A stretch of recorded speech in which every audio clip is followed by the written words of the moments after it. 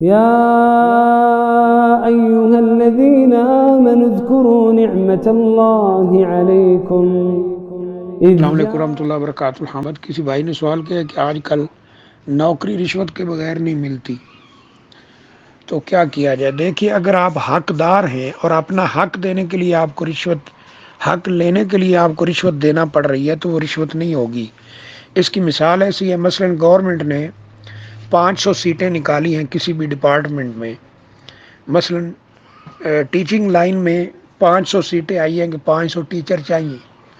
اب گورنمنٹ نے جو ریکوائر رکھی ہے کہ اس طرح اس کیٹیگری کے لوگ یا اتنا پڑھے لکھے یا فلاں سند رکھنے والے اور ڈاکومنٹس رکھنے والے لوگ وہ اس میں اپلائی کر سکتے ہیں۔ اب 500 سیٹوں پر فار ایگزامپل 4000 اپلیکیشنز آ جاتی ہیں، تو اصول یہ ہے کہ جو پہلے 5 ہیں اس کیٹیگری میں جو رکھی گئی ہے گورنمنٹ کی طرف سے، اس میں جو پہلے 500 لوگ ہیں انہی کو اپوائنٹ کیا جائے۔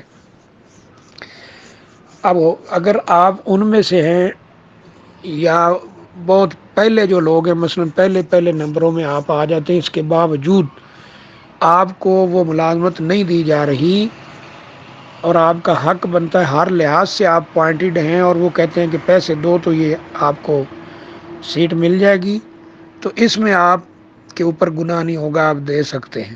اس کو رشوت نہیں کہیں گے۔ رشوت کا مطلب ہوتا ہے پیسے دے کر کسی کا حق لینا یا پیسے دے کر ناجائز کام کروانا۔ اللہ اللہ اللہ